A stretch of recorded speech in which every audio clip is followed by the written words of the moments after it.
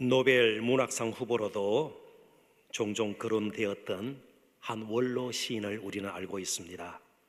제가 이름은 밝히지 않겠습니다. 이 공적인 자리라 그래서 제가 이름은 밝히지 않습니다만은 성도 여러분들께서는 그 시인이 누구인지 다들 아실 것이라 그렇게 생각이 되어집니다.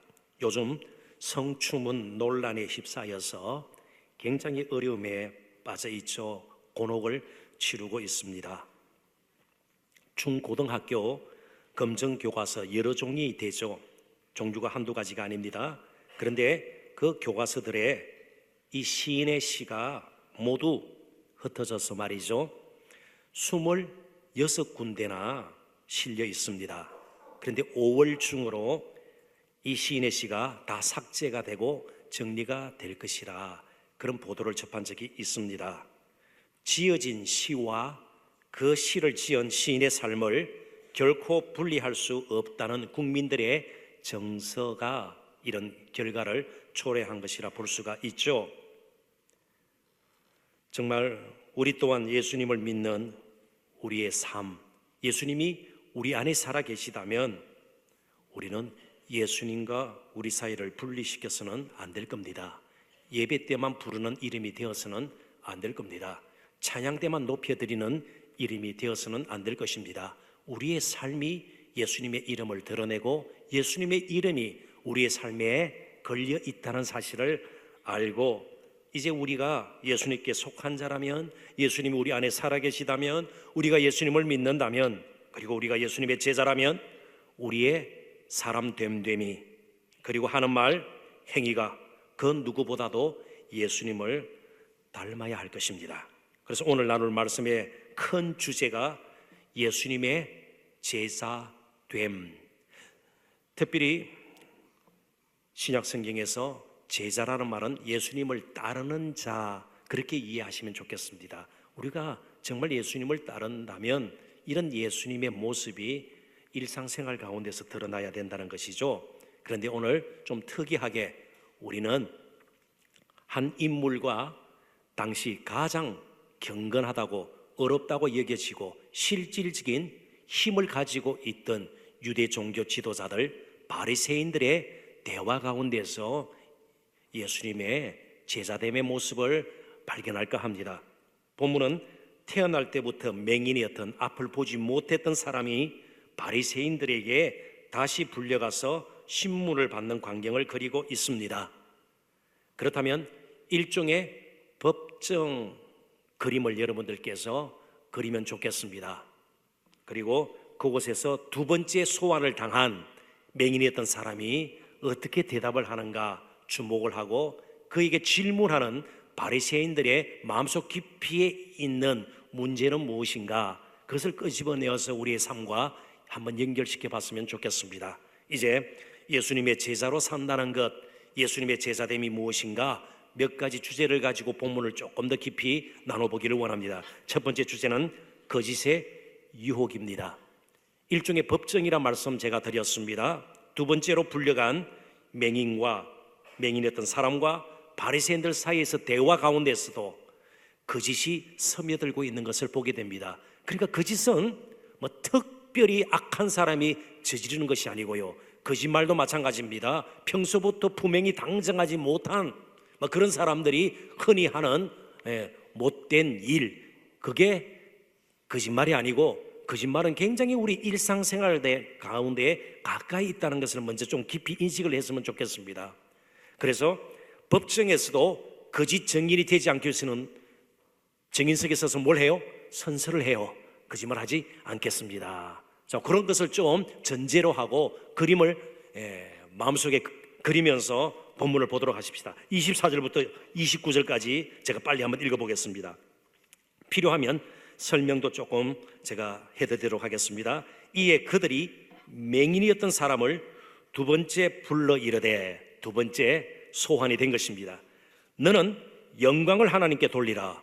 맹인이었던 사람이 눈을 뜨고 지금 요즘 말로 법정에 불려왔는데 무슨 영광을 돌리겠어요?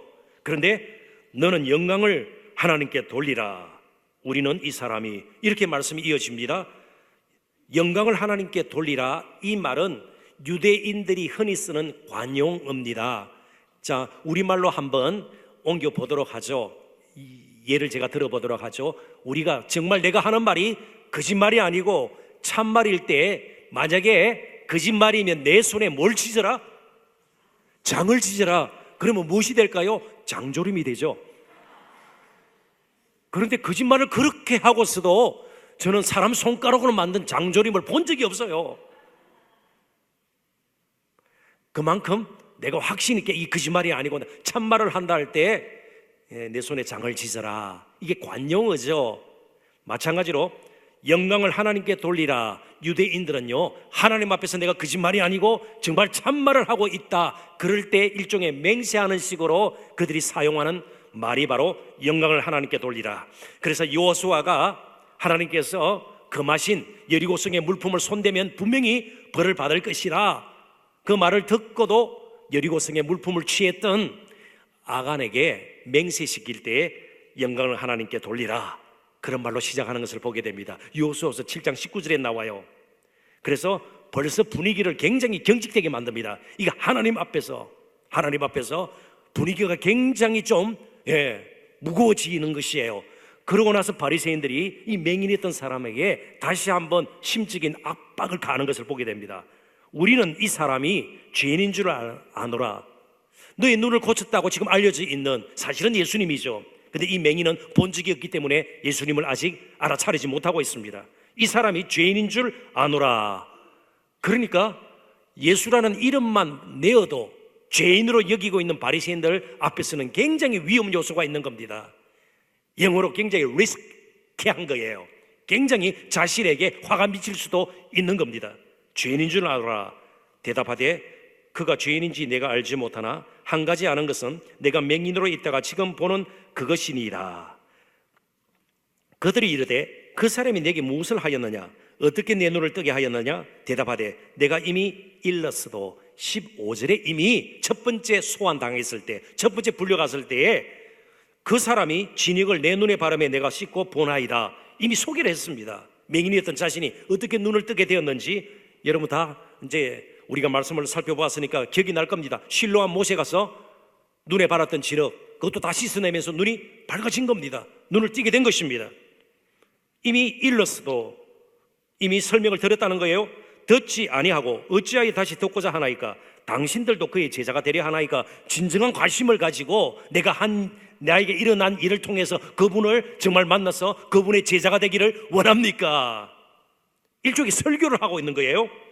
그들이 욕하여 이르되, 더 견디지 못하고 욕하여 이르되 너는 그의 제자이나 우리는 모세의 제자라. 너는 그의 제자라. 너도 죄인 중에 불과하고 모세의 율법을 지키지 않고 안식일을 범했던 바로 그 사람과 똑같은 사람이고 우리는 모세의 제자라. 모세의 율법을 따라 의롭게 사는, 그러면서 평가람을 하는 겁니다. 선을 그어버리는 겁니다. 자, 그렇다면 바리새인들이 맹인이었던 사람을 두 번째 부른 이유는요, 예수가 그의 눈을 뜨게 한 것을 믿지 않았고 철저하게 부정하기 위함입니다. 그러니까 한 가지밖에 이제 길이 없는 겁니다. 이 맹인으로 하여금 거짓 정인 노릇을 해라는 겁니다. 무슨 말인가 하면 예수가 나를 고쳤다, 이런 말들이 실제로 이 맹인뿐만 아니고 예수님이 기적을 행할 때마다 벌써 퍼져나가고 있는 거예요. 그게 굉장히 부담이 되는 겁니다. 자신들이 누리고 있는 기득권을 포기할 마음이 없는 거예요. 존경받고 늘 앞자리에 앉고요, 그런 것들을 포기해야 돼요. 그들도 우리도 죄인입니다. 우리도 예수님 당신 없이는요 살아갈 수 없는 기다리던 메시아가 이제 오셨군요, 이렇게 하는 것이 그들에게는 너무나도 불편했고요, 그렇게 하고 싶은 마음이 없는 겁니다. 그래서 거짓 정인 노릇을 시키는 겁니다. 어떻게 해요? 사실은 제가 맹인이 아니었습니다. 눈을 뜬 게 아닙니다. 거짓말을 했으니까 한 번만 용서해 주십시오. 용서까지 할 마음을 아마 품고 있었을 겁니다. 그게 본문이 암시하는 것이에요. 그런데 아무튼 그런 대답이 나와야 되는데 뭐라고 그랬어요? 내 눈을 뜨게 하신 그분이, 그 사람이 죄인인지 아닌지 나는 몰라요. 그런데 한 가지 확실한 것은 내가 원래 맹인이었고 앞을 보지 못하는 맹인이었고 이제 눈을 떠서 보게 된 것입니다. 완전히 엉뚱한 대답이 나온 겁니다. 그래서 이제는 그 가련한 불쌍한 맹인이었던 사람을 공격하기 시작합니다. 욕을 하는 것이에요. 28절에 그들이 욕하여 이르되 너는 그의 제자이나 우리는 모세의 제자라. 그러면서 34절에 가면 드디어 그를 가장 아픈 곳을 건드리면서 죄인 취급합니다. 34절 보십시오. 그들이 대답하여 이르되 내가 온전히 제 가운데서 나서 우리를 가르치느냐 하고 이에 쫓아내어 보내니라. 결국 너가 죄를 많이 저질렀어.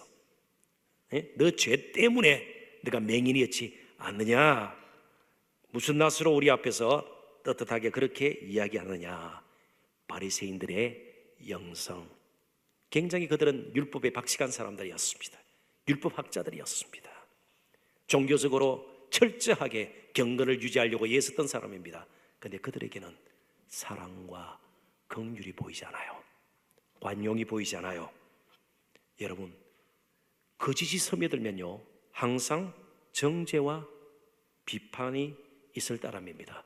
차라리 저와 여러분도, 설교하는 저도요, 지난 한 주간을 사는 동안 슬쩍슬쩍 거짓말도 할 수 있었고요, 잘못된 그런 방법으로 세상을 살려고 나름대로 애를 쓴 적도 있고요, 하나님 말씀하고는 먼 그런 생각들을 한 적이 있다면 예배 때마다 나와 우리에게 필요한 것이 상하고 애통한 심령이에요. 정말 하나님 은혜를 주시지 않고 내 힘으로 하려고 했지만 늘 넘어지는 연약한 저희들이 옵니다. 이게 바리새인들도 마땅히 예수님 앞에서 보여야 할 태도였습니다. 자신을 속일 때에 거짓이 지배해버리면요 비판하고 정죄하고 비난하는 일은 할 수가 있지만 누구를 용서하고 받아주고 사랑하고 긍휼을 베푸는 일은 거의 할 수가 없다는 것을 보게 됩니다. 바로 이단들의 특징이 그거예요. 이단에게는 진정한 사랑이 없어요. 이단에게는 진정한 은혜가 없어요. 거짓투성이에요. 그래서 제가 요즘 얼마나 이단들이 극성입니까? 그래서 오늘 요즘 성도들을 괴롭히고 교회를 계속 망치고 있는 이 이단들의 그 특징에 대해서, 공통적인 그런 특성에 대해서 한 학자의 말을 제가 인용을 하도록 하겠습니다. 부산 장신대학교에서 교회사를 가르치시는 탁지일 교수라는 분이 있습니다. 탁명한 교수라고요. 이전에 아주 이단 전문가였습니다. 그리고 이단의 손에 의해서 살해됐죠. 칼에 찔려서 참 안타깝게 세상을 떠나신 그 분의 장남이에요. 지금 교수예요. 현대종교라는 이단 전문 월간지 잡지의 이사장이고 편집장이에요. 이 탁지일 교수가요, 이분이 최근 쓴 글에서 한국교회를 위협하는 이단들의 일반적인 공통적인 경향을 이렇게 4가지로 정리를 했습니다. 첫째는 조건부 종말론을 주장한다. 14만 4천 명 혹은 2020년 몇 월 며칠 예수님이 재림하고 딱 거짓말이에요. 절대로 속아서는 안 돼요. 숫자 나오고 이러면은 벌써 이 엉터리구나 그렇게 생각하시면 좋습니다. 두 번째요, 사회봉사에 탈을 써요. 그러니까 일반 국민들에게, 시민들에게 호감을 사기 위해서요 얼마나 복지 부분, 장학 부분, 문화사역들 열심히들 해요. 세 번째, 해외 진출에 적극적입니다. 한국에서는 아무래도 힘들겠다. 그래서 작년인가요, 제가 필리핀에 현지 목회자 세미나 강사로 갔는데요, 거기도 홍역을 치르고 있어요. 한국의 이단들이, 구원파가 특별히 들어가서요 필리핀 어떤 대학교 강당을 빌려가지고요, 우리나라 교민들 말고요 필리핀 대학생들, 필리핀 사람들을 끌어모아가지고 집회를 하는 겁니다. 물론 영어로 통역이 됐겠죠. 이단들이 해외로 나가고 있어요. 네 번째가 거짓입니다. 거짓이에요. 처음부터 끝까지 거짓이에요. 가르치는 것도 거짓이고요, 뭘 보장하는 것도 거짓이고요. 절대로 속아 넘어가서는 안 됩니다. 왜냐하면 사단은 본질적으로 거짓이기 때문에 그렇습니다. 예수님께서도 사단, 마귀를 거짓의 아비라고 이야기하고 있습니다. 바로 인류의 죄도 사단의 거짓말에 속아 넘어가서 선악을 알게 하는 나무를 따먹고 그로부터 죄와 악과 고통과 죽음이 이 세상에 들어온 겁니다.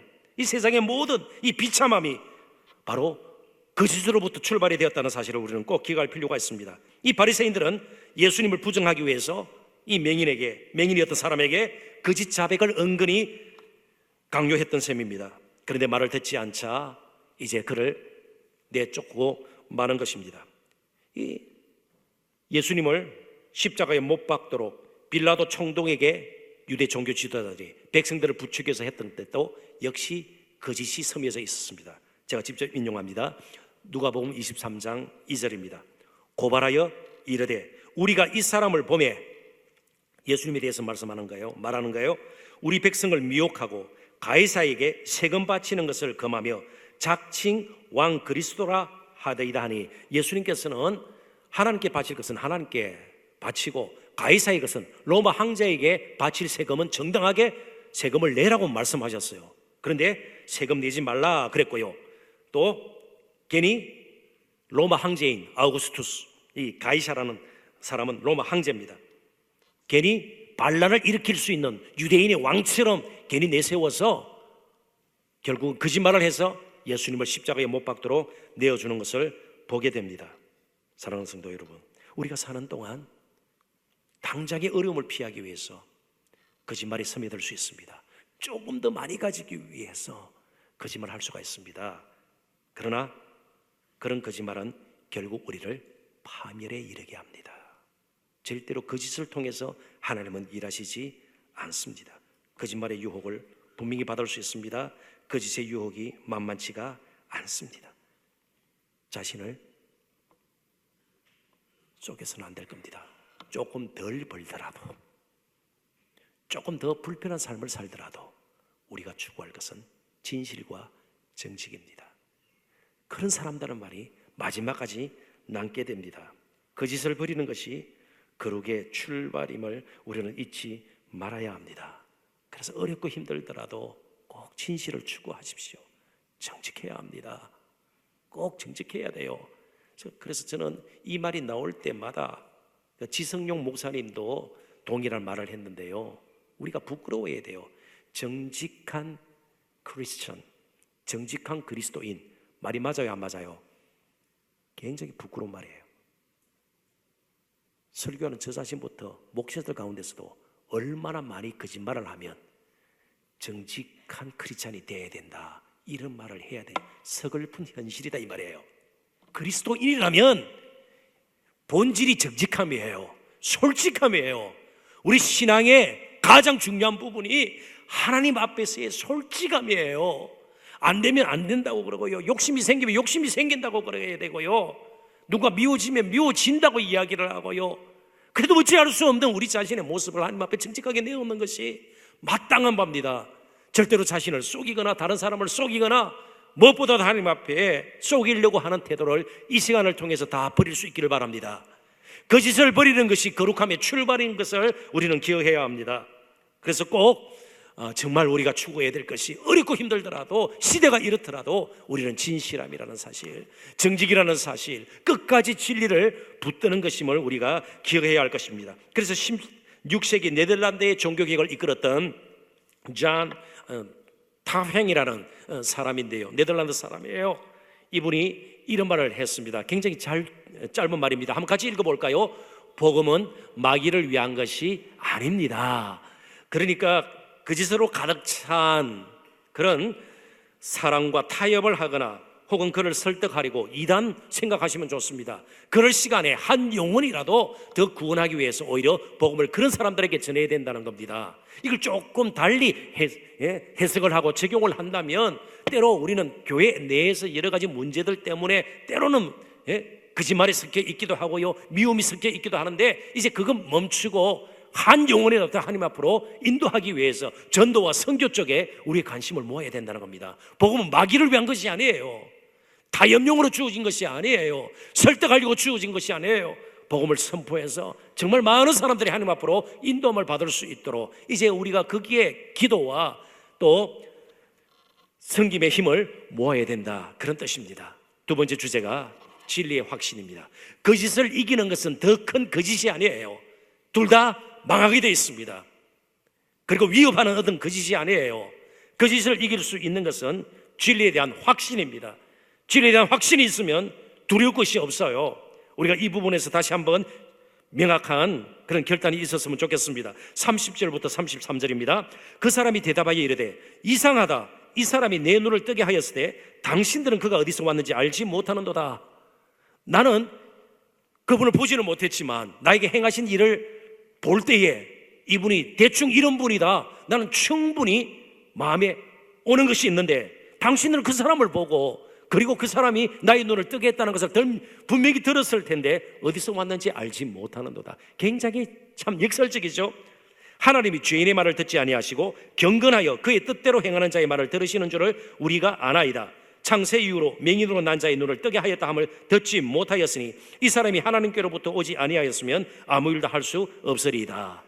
당신들은 그를 죄인 취급하는데 하나님께서 어떻게 죄인의 말을 들을 수가 있는가? 죄인을 통해서 일하실 수가 있는가? 그러니까 예수님은 죄인이 아니고, 아직 예수님이라는 것은 몰라요. 죄인이 아니고 그분은, 그리고 하나님의 아들이 아니고서는, 하나님께로부터 온 메시아가 아니고서는 어떻게 이 맹인의 눈을 뜨게 하는 놀라운 일을 행할 수가 있는가? 완전히 반박하는 것을 보게 됩니다. 오히려 바리새인들의 가르침을 받는 것이 아니고 바리새인들을 가르치는 것을 우리들이 보게 됩니다. 복음서에는 이런 바리새인들을 포함해서 종교 지도자들이 마태, 마가, 누가, 요한복음에는요, 예수님을 공경에 빠뜨리고 예수님과 유대인들의 사이를 이간질을 시키는 음모를 꾸미는 것이 최소한 20번 이상 나와요. 해도 안 되는 겁니다. 예수의 흔적을 지우려고 하면 할수록 눈뜬 맹인이, 치료함을 받은 나병 환자가, 장녀였던 한 여인이 예수님을 만나서 가는 곳마다 예수님 만나서 내가 이렇게 변화되었다. 요한복음 4장에 보면 사마리아 여인이 이방인과 같이 취급을 당하는, 버림받았던 그 여인이 우물가에서 예수님을 만나서 내가 메시아를 만났다 가면서 예수의 흔적이 지워지기는커녕 점점 예수의 이름이 온 백성들에게 퍼지기 시작합니다. 위기감을 느꼈던 거죠.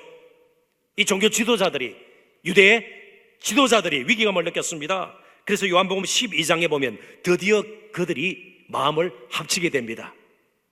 종교 지도자들이 마음을 합치게 돼요. 그들 사이에도 파가 좀 있었습니다. 사두개파, 바리새파, 에셈파, 젤라트, 열심당원들, 그들 사이에서도 하나가 안 되었어요. 그런데 예수님을 향해서는 한마음이 되었습니다. 왜요? 다들 위기의식이 있었기 때문에. 그래서 제가 한 구절만 인용합니다. 만일 그를 이대로 두면 모든 사람이 그를 믿을 것이요, 그리고 로마인들이 와서 우리 땅과 민족을 빼앗아 가리라 하니, 그러니까 자기들의 지금 누리고 있는 기득권을 포기하고 싶지가 않았던 겁니다.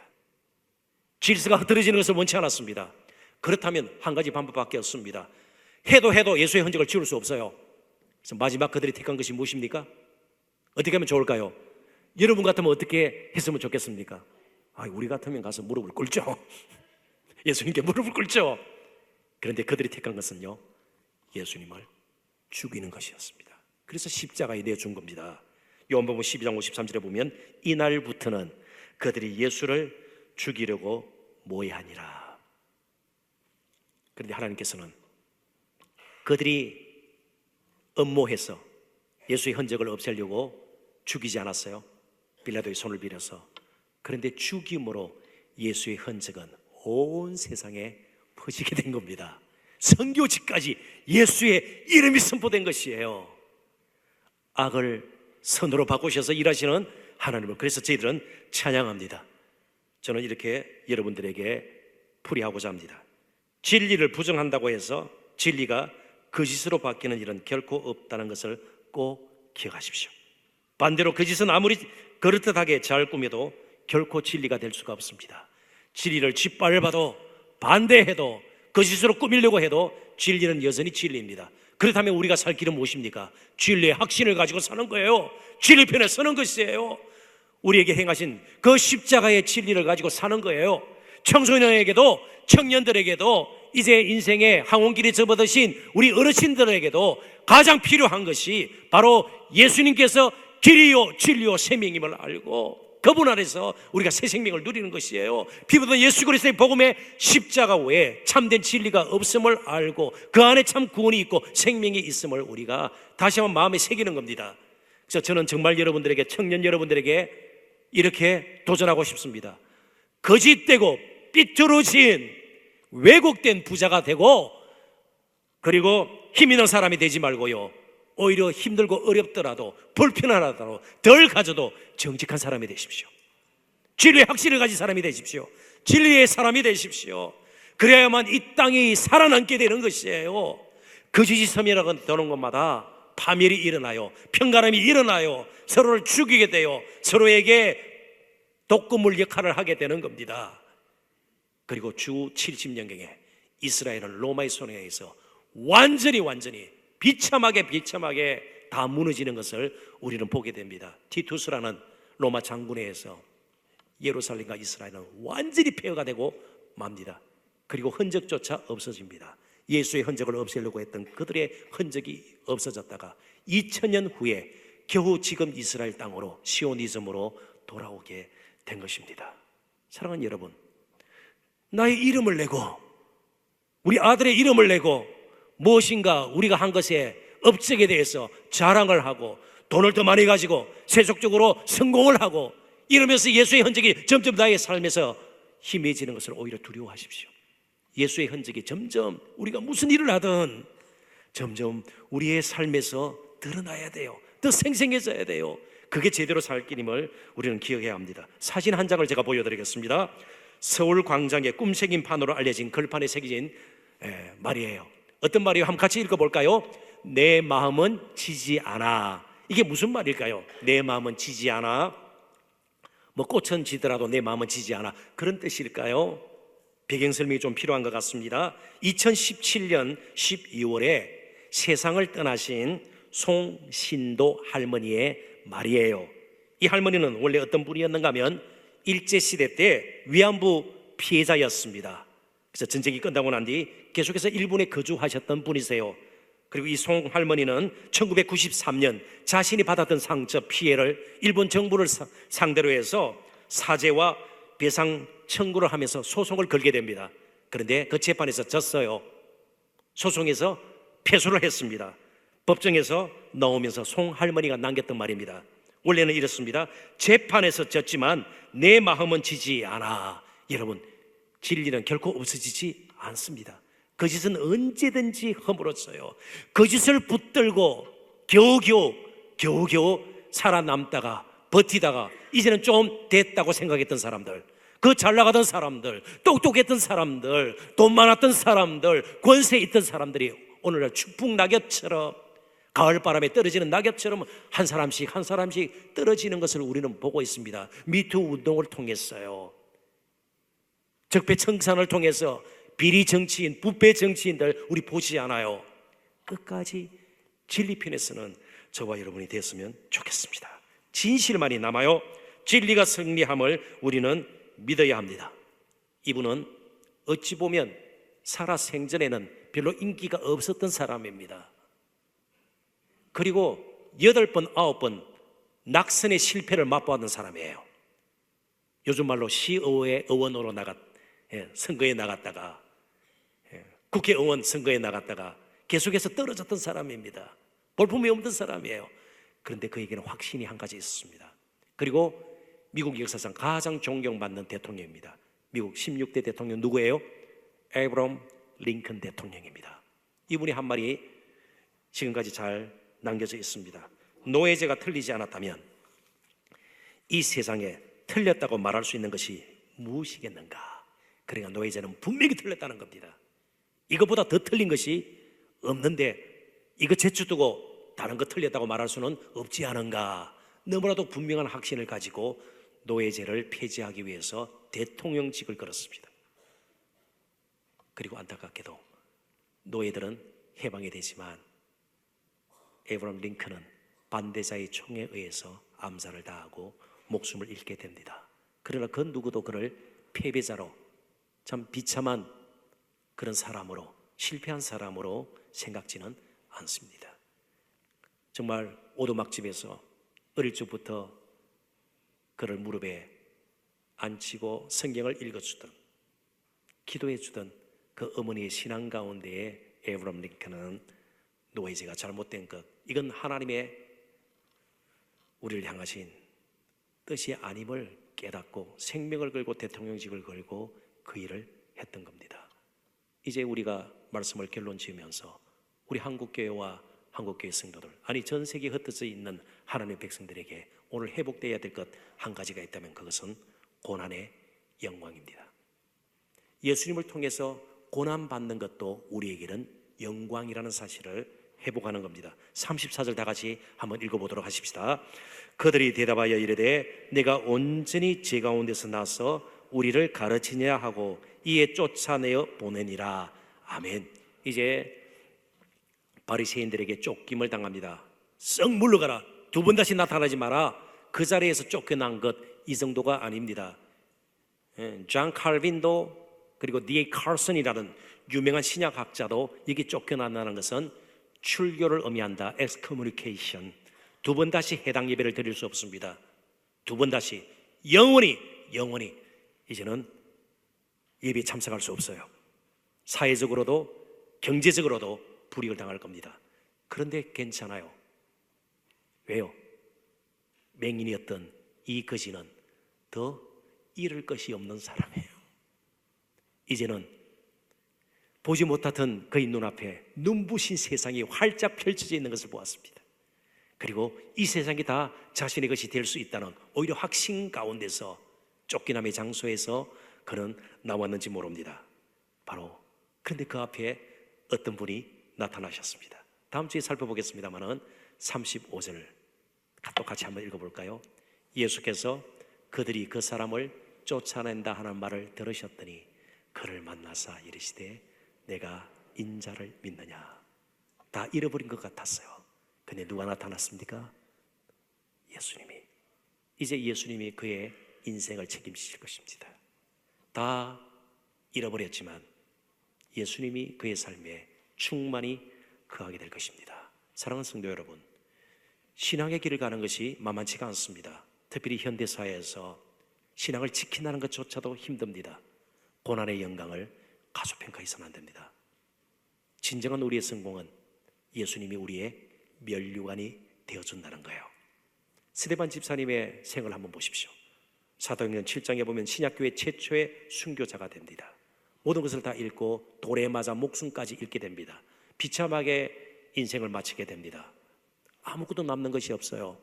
그런데 사도행전 7장에 보면 예수님께서 하늘 보좌에서 앉아 계시지 않고 자신의 종이 마지막 보내는 그 순간을 차마 그냥 볼 수가 없으셨던지 그 자리에서 일어나시는 것을 보게 됩니다. 스데반 집사님의 면류관이 예수 그리스도예요. 저와 여러분의 면류관이 예수 그리스도예요. 예수 그리스도가 우리의 소유예요. 소망이에요. 전부예요. 힘이에요. 복이에요. 그래서 스데반 집사의 이름, 스데반이라는 말, 스테파노스라는 말이 크라운이에요. 면류관이에요. 스데반이라는 집사의 이름이 면류관이에요. 이제부터는 정말 예수님 면류관 삼고 하루하루를 예수님으로 충만한 가운데 사셨으면 좋겠습니다. 지난주에 팀 켈러 목사님이 다녀갔습니다. 한국의 많은 성도들과 목회자들에게 영향을 참 주고 갔습니다. 그분과 함께하는 자리에서 이런 말을 들었습니다. 여러분들에게 소개합니다. 교회가 힘을 얻고 큰 건물과 돈을 가질 때 목회자와 교회는 부패하기 시작했습니다. 여러분들의 담임 목사인 김정은 목사도 예외는 아닙니다. 마찬가지입니다. 돈을 가지고 유명해지면 금방 썩게 됩니다. 부패하기 시작합니다. 그래서 예수님은 그렇게 살지 않으셨습니다. 자신의 이름 내는 데에 관심이 없었습니다. 자신의 유익을 취하고 많은 것을 쌓기 위해서 그러지 않으셨습니다. 가장 부유한 자, 모든 것을 다 가진 자가 스스로 가난해지어서 우리를 부욕해 하시려고 예수님은 자신을 비우셨습니다. 이제 우리가 스스로 낮추고 비우고 드리고 나누지 않으면 우리 또한 썩게 됩니다. 고난의 영광하고는 비교할 수 없는 비참한 인생이 되고 말 것입니다. 썩기 전에 다시 우리 자신을 낮추고 비우고 드리고 나누는 정말 예수 그리스도의 제자됨의 그 아름다운 모습을 띠고 사시는 저와 여러분 되시기를 주님의 이름으로 축원합니다. 기도하도록 하십시다.